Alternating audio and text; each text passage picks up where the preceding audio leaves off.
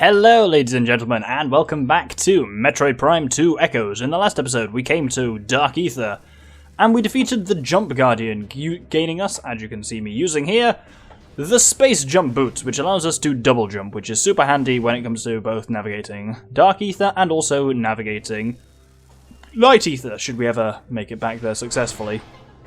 Through here is another little corridor. This episode, I meant to say, we're going to be continuing our efforts on to locate the 3 dark keys to Dark Agon Temple. And indeed, here is Dark Agon Temple. And here is a gate with 3 logs in it. 3 keys are required to access the temple. They are scattered throughout Dark Agon Wastes. Wonderful. And there's nothing at all sinister in the middle there. No, definitely not. Round to the left here is another beacon, and so the keys are scattered pretty far and wide, and you can't get to them all right now exactly. But here's our first Dark Temple key. Simple as that. Just out round to the left of the temple itself there. The other 2, not so straightforward. Dark Aether is not necessarily as continuous as Light Aether. Just because you can get from A to B in Light Aether doesn't mean you can do it in Dark Aether, and vice versa. As you can see if you look at the map, this part of Dark Aether is relatively small. The only place we can now go, because the different colours are different things there. We can't open black or green doors yet, so the blue door there, unsurprisingly, leads back to the portal chamber. So for now, this part of Dark Aether is just a kind of closed loop, because that's all we can really do in it. Which means if we want to actually explore further into Dark Aether, we actually have to go back to Light Aether and find new areas to find portals in, which is fantastic from a gameplay point of view, mildly irritating from a actually doing the gameplay point of view. I was going to scan the statue, see if it's anything different in Light Aether, Dark Aether, but it won't even let me scan it. Oh, we've drained an energy tank, as you can see looking at the top there, because I'm being a little bit carefree. Light Flyer here, if you destroy it, upon its death, creates a safe zone, which is very nice. Oh god, I'm really actually dying. I should stay up here for a while. Oh god! Oh, not having a good time. Not having a good time. Going to die. Going to die. Oh dear. Oh dear. Oh dear! Now let's see when my last save point was.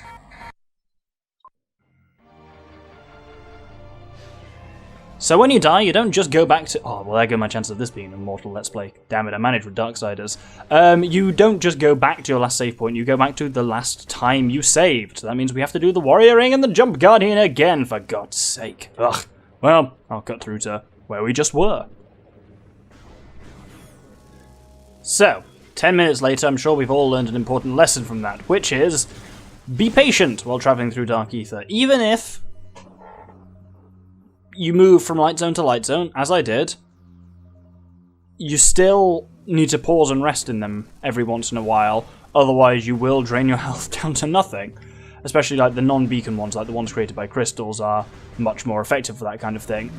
Hopefully over this episode and next episode we're going to gather a fair few...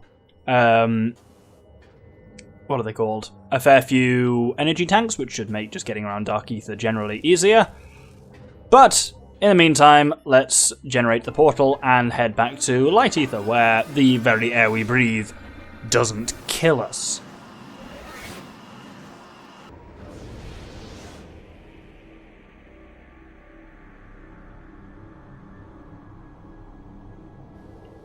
Well, it's giving us very strong hints that that's the bomb slot that we opened in Dark Aether that's now opened the one here is, of course, the way we want to go.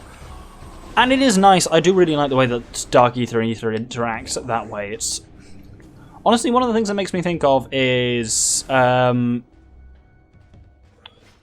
use your words, Doctor. Twilight Princess. That had the Twilight Realm, and I played this game by the time Twilight Princess came out, and I was really hoping that Twilight Princess's Twilight Realm would be a similar kind of thing, that you have feedbacks and one realm would change the other and stuff like that. But at least compared to this, the Twilight Realm was really underutilized in Twilight Princess, which is always a little bit sad. Anyway, we now need to head back to the mining plaza, so you'll notice where we are now is at the other end of this long, thin, weird save station room. It's weird that you keep seeing the same places again and again, especially because of A, how the regular world connects in a kind of non-linear fashion, and also the fact that you obviously have Dark Aether, which is quite cool. I will freely admit to the fact that when I first played this game, I did not know how to pronounce Aether, and I pronounced it Aether, because it has an A, which is just E. I don't even know why it has the A there. It's Aether in that sense, in the old way, should be spelt with a being one letter, like that A that slopes into an E. I think it's called a diphthong or something weird like that. But it was always just pronounced E, but spelled A for some weird orthographical reason. Anyway, as you notice, there's an amber door there, which has a morph ball hole behind it. When you bomb your way into there, you get the map station for this part of Agon Wastes.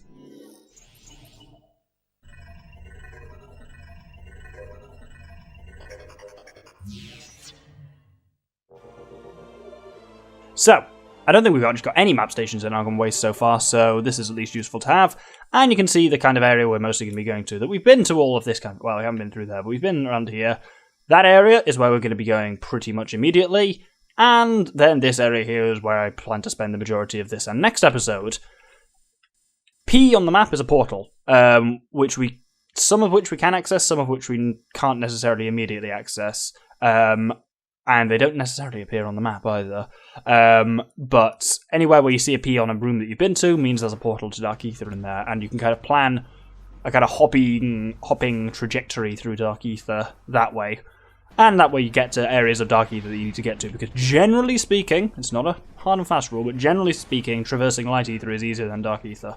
Partly just because everything isn't trying to kill you here, but even so, like, just getting from A to B is easier. But Dark Aether doesn't tend to line up as well as Light Aether does. Anyway, we've got another piece of Lunoth lore here, which is saving Aether. Aether's planetary energy supply reached a critical stage. If left unchecked, the energy would expire, bringing an end to the world. Our greatest minds devised a way to preserve and regulate the remaining planetary energy, the energy controllers. So, it was nothing to do with the Ing originally that started to threaten the planetary energy supply, but indeed, the fact the energy controls set up meant that Ing could steal planetary energy in that way. Anyway, we want to go... Where the fuck do we want to go now? I believe it's... that way. Which is left from here. It's a bit annoying that you don't have a compass, otherwise, because I'd love in my notes to have written north-south, but I'll have to use, like, relative directions, because there is a compass. Like, if you bring up the map, you can see the compass in the bottom right pointing to north, but I have to bring up the map to do that. It's not just part of my HUD, unless there is somewhere that's pointing north, but I can't see that on the HUD. So, ow, stupid sandbats. Anyway, through we go. Is this the one I wanted to be in? No, I wanted to be in Mining Station Access. God damn it! Well, back I go. I'll be honest with you, ladies and gentlemen, this episode has been a bit of a rough one so far. Partly just because I've been recording for 20 minutes. And this episode has been approximately 6 or 7 so far, so... yes. Anyway, here, we can do something new. Bomb that thing below us, and the kinetic orb cannon will fire us up and to an energy tank. Energy tanks are fucking priceless at this point in the game, because having those extra 100 units just makes Dark Aether that little bit more survivable, and if you can... basically it means you can go longer between safe zones, and then once you're in a safe zone you can just rest in there indefinitely. Obviously it doesn't make the best footage, but either way. Now, in this area is another one which is now much easier to access... not to access, to navigate around now that we have the space jump boots. What we need to do is get over to the statue of Jidur, or whatever he was called. Dichur. Actually alarmingly close there. All the Luminoth names follow the same thing. They're a letter followed by a hyphen followed by a mess of consonants that's usually very hard to pronounce. Anyway, we've got two things up here. We have got a piece of Luminoth lore called the Stellar Object. By the time we detected the stellar object as it streaked towards our world, it was too late to stop it. We fired numerous weapons at it in a vain attempt to alter its trajectory. Nothing works. Our efforts placed a great strain on the energy controllers and weakened Aether. All we could do as the object drew closer was to take shelter and wait. We gathered stores of food and water, reinforced the shielding on our dwellings, and spent the last hours in peace. Well, that's the origin story of scan this thing and you will open some gates.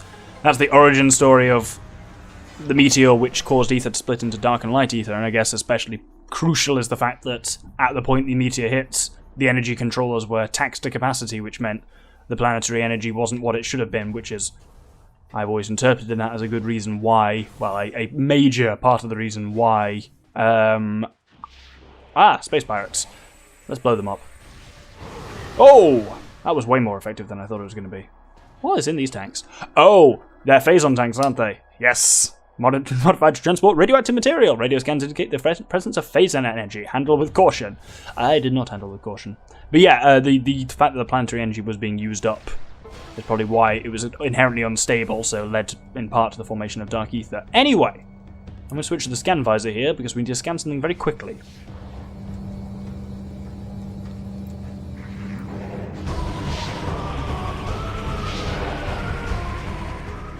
So that central thing there is a pirate skiff. It fucks off, but you can scan it very quickly there. You do get these more later in the game, but it's easier to scan it now. Shrike class assault skiff. Light transport and light attack and troop transport carrier. Vehicle is unarmed but heavily armoured. Eliminate troops if possible before they disperse. It's already fucked off, but it's dropped a couple of pirates here. Easiest way of fighting pirates is a fully charged shot will take out any given pirate trooper, as I showed last episode, so nice easy way of getting rid of them there.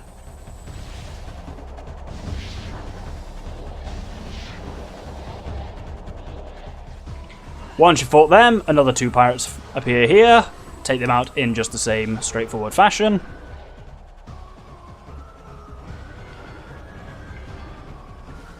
Well, that's a little more sinister. So these are new, well, they're Aether mechanoids. The Vigilance class turret. Man defense system, heavy weapon, fires powerful energy blasts, use rapid movement and cover to avoid damage. They aren't particularly strong in terms of defenses. I believe 3 missiles takes them out? Maybe 4 missiles. 4 missiles takes them out, or do it with a charge beam, either way. They can't fire very often. Well, ironically, they can fire very often, but generally speaking, the AI doesn't do that, which is very nice. A couple of charge shots takes it out nicely.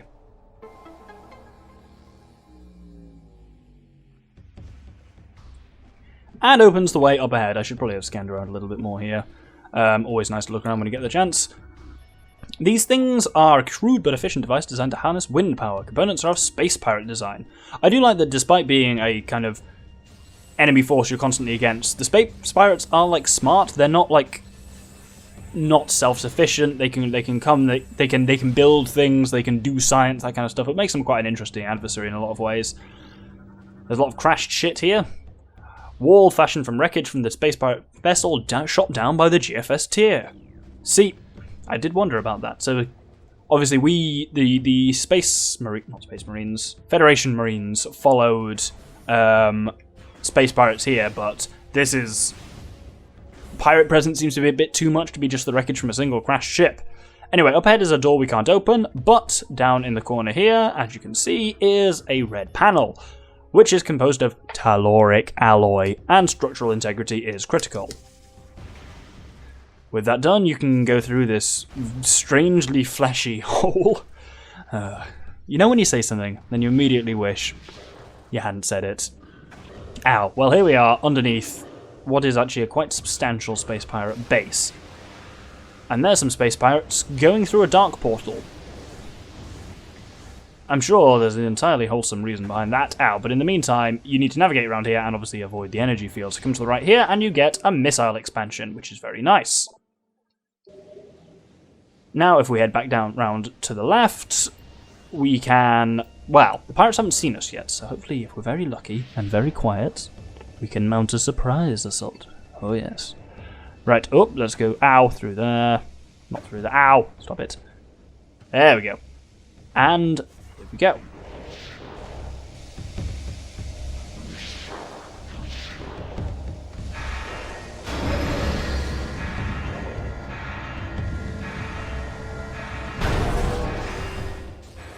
No chance for a surprise assault, I guess, if they're already closing down bulkheads on us. Anyway, the way the camera was obviously showing that... Oh, bloody hell. Missed with the charge shot. How embarrassing. The way the camera was showing that, that is our primary target for now, is to get that bulkhead open and get through it. In the meantime, though... Well, I mean, I hope I'm good at reading, is all I'm going to say. If we scan that... oh, it's an inactive rift portal. There is a lot of stuff to read here. So let's start with Dark Aether. Planet Dark Aether, transdimensional duplicate of planet Aether. Can't determine the origin of Aether's dark twin. Contains high levels of phazon ore. Native bioforms, attack on sight. Wonderful. Sentry report. I grow weary of standing watch on a wasteland. The accursed marines are weak and vulnerable. Why do we not attack? They owe us a fate debt for the attack on our supply ship. Instead of settling accounts, we sit around this sandpit like a group of timid old spinsters. It is time for action! So, the fact that that's a supply ship makes it sound like the space pirates have been here for quite some time before we got here. Oh, can I scan a little thing up there? Oh, it's a door. Let's scan this one. Oh, bloody hell. My wrist twitched in motion controls. Medical report. Technician 12 relieved after showing symptoms of Phazon fever, in which he claimed the Phazon as his own and held us at gunpoint until security arrived. Oh, looks like the pirates are doing stuff with Phazon again. Metroid officer report. The order to mass breed Metroids is insane. We have no place to store them. Perhaps when Command is sharing a bunk with hungry Metroid infants, they will read, I think, this unwise order. These red ones are crucial lore for your logbook. The blue ones aren't. And these ones you have to check. This one's called Phazon raids. Phazon extraction raids are underway in Dark Aether. That might be where those troopers were going just now. The toxicity of the atmosphere has taken a toll on our workforce, as have the hostile natives of that world. Science team is preparing survival gear to protect our work teams, and we have increased our security presence in extraction areas. Fortunately, High Command is sending more and more troops and supplies. Our troops and resources are spread dangerously thin, and this mission cannot fail. I said more and more because it said troops on 2 levels, and it confused me. It actually just said more. More pirate lore here, Phazon operations. Science teams detected the presence of Phazon in the Dasher system 4 cycles ago. High Command authorized the deployment of our team shortly thereafter. Our orders to establish a base on the planet Aether and evaluate local Phazon resources. Because this world lies on the periphery of Galactic Federation territory, we are following stealth protocols at the highest level. A cadre of elite commandos has been dispatched to provide security for our force as well. This operation is now underway. So they've been here for 4 cycles. That's quite a long time, actually. This one is local conflict. Intelligence reports on the indigenous population of Aether are in error. This planet is not at peace, nor are the inhabitants docile. Evidence of a Class 4 conflict is present here, though hostilities are at a minimum level now. Our territory has suffered several raids by a strange type of shadowy creature. These raids have caused considerable damage, and we have requested more combat troops in response. This one is Great Discoveries. A spatial anomaly has been found within our base. We believe this rift in space-time leads to a parallel dimension of some type, but we have so far been unable to interact with it thus far.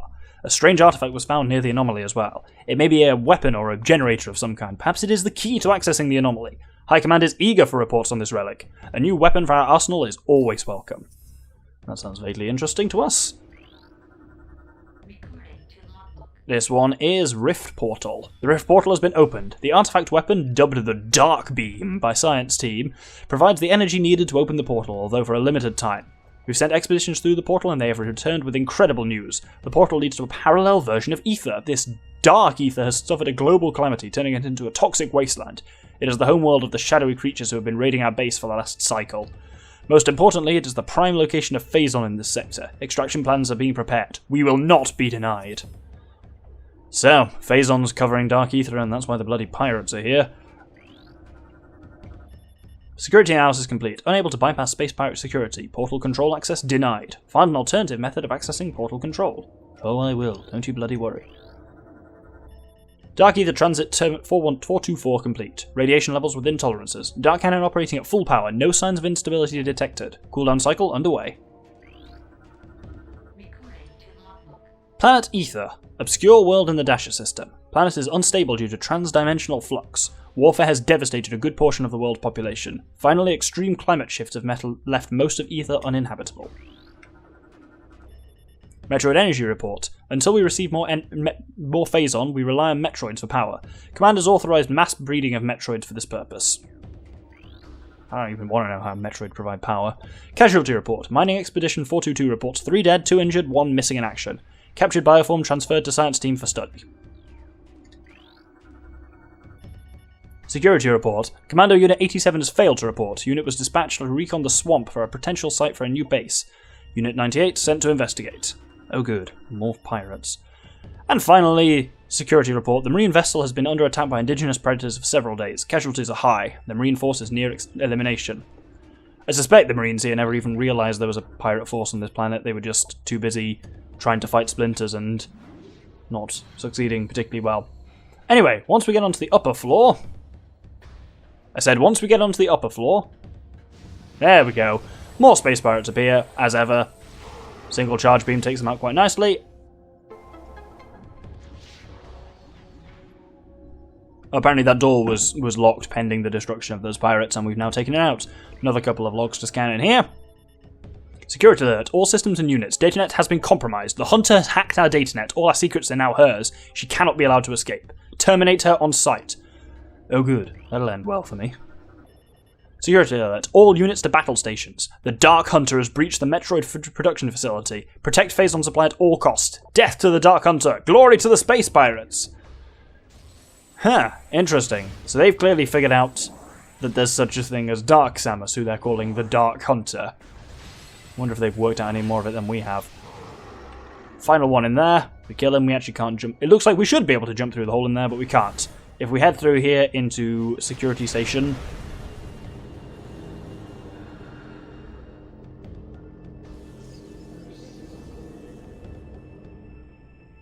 Well, you know, that'll be the eponymous Dark Hunter, I suspect. Not eponymous, aforementioned. Eponymous means thing that it's named after. Though this is called Echoes, so kind of she is an echo in a big way. Security systems Security systems echoed. I was literally thinking what I said. Security systems activated. Unique energy required for door access. Energize door with dark energy to open it. Well, I'm not going to do that, but I'm going to cheekily scan through it because it's grated rather than being solid. Metroid brood generation underway. Protocol 3 in effect until further notice. Exercise extreme caution when dealing with the birthing or storage of newborns. Remember, infant Metroids are not pets! Sorry, I spat on the thing again. I need to bring my pop filter out again because I keep on the microphone quite regularly. More pirate logs here. This one is Federation attack. Another disaster. The transport bringing our reinforcements and supplies has been shot down. It was engaged in orbit by a Federation vessel which has landed near the alien temple. It's only a matter of time before the Marines attack. Survivors from our ship have made their way to our base. Here we shall make our stand. Another enemy. First the Shadowlings, then the Dark Hunter, and now the Galactic Federation Marine Corps. Perhaps fate will smile on us before the world itself opens once more and swallows us. Well, on the good side at least as far as the pirates are concerned, the Marine Force is dead after fighting the local splinters, so that was never really a risk.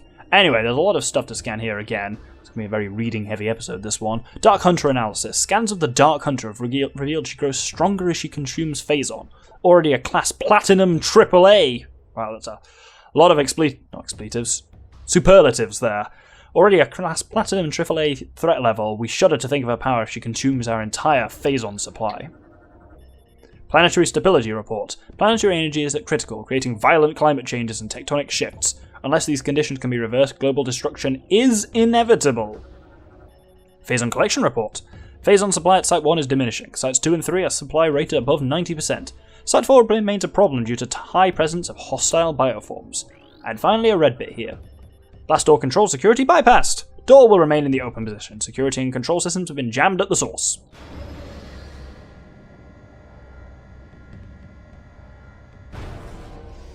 Oh. God, I've been doing a lot of reading. I knew this game was always going to be a bit reading heavy. It's weird because there's no characters, nothing is voiced, so it's not as reading intense as like say a Zelda game is or something, but it's different because it's reading out a lot of generally small technical reports and like logs with a lot of long complicated words in it, which obviously just wear on my ability to read after a while. New creature, Humility class turret, Space Pirate Defense System, beam weapon variant of captured Federation turret, evade its fire with quick movement. Or, do what I'm doing, hide behind a wall, pop out, fire a charge shot, and miss entirely. Take 2. There we go, that's how you're bloody supposed to do it, idiot. Next we've got this kind of laser grid here, just hop through, or you can use, morph ball, or you can just tank it and run through there. And we end up in a new place. If you didn't scan the pirate skiff, you've got another brief chance to do it there before it fucks off. This is bioenergy production, which is great. Look at these little bastards. Metroid subject has several blast wounds from space pirate weaponry on low power settings. They wanted it alive after they were finished with it. Sounds like they were using the bloody thing for target practice. Is there a pirate around somewhere? Some prick shooting at me. Ow! There is. Oh, you little bastard. Yeah, suck that. Another Metroid here. Power scan complete. Containment field is keeping Metroid subject in a constant state of agitation. It is unable to enter sleep cycles. God, you know it's bad when you almost feel sorry for a Metroid. I mean, you feel sorry to them right to the point where they break containment and then suddenly everything turns around. Right, upstairs there's a door we can't open there, and there is a large, a contingent of bastards is what there is. But as ever, the basics, we do get some more exciting variants of them soon, but the basic variant of space pirates are very easy to fight. Metroid subject is suffering from food poisoning. It has ingested several pet treats and space pirate rations. These do not agree with its digestive system. Why does the Metroid even have a digestive system? I thought they just suck the energy out of things. Metroid subject has been energy drained repeatedly over the last 3 cycles. Subject's cellular structure has become unstable as a result. It's interesting because they are clearly using Metroid for kind of bioenergy stuff, hence why this whole room is called bioenergy production. Metroid subject is heavily scarred. Wounds appear to be from repeated contact with its containment field, most likely received while attempting to escape. Again, makes you feel almost bad for them. And then you remember their horrifying, not predators, even parasites. Well, you know, a bit of both. Anyway, new lore called the Hunter. Samus Aran, the accursed hunter, has arrived. The sudden arrival of the hunter is strange enough, but her actions are stranger still. She does not seek our destruction, but our phazon. With each raid, she steals phazon ore, only killing those who attempt to deny her.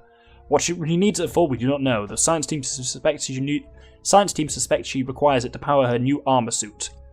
Dark in colour, it is equipped with strange new weapons. The troops now call her the Dark Hunter. It is a fitting title. Wow.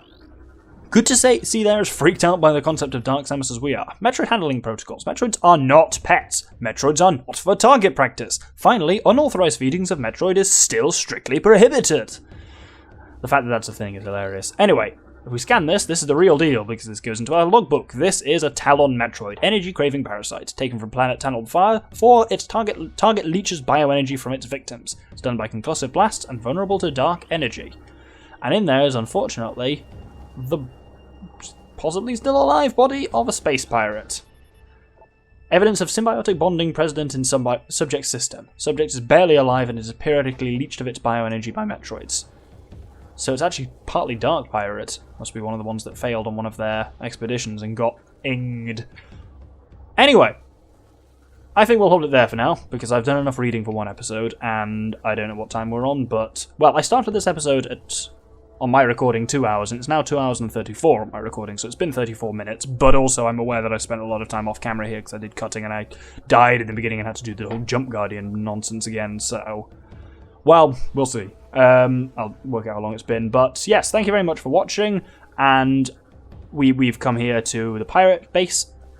Next time we're going to be exploring the pirate base more in search of a way to get back to Dark Aether. Thank you very much and good day.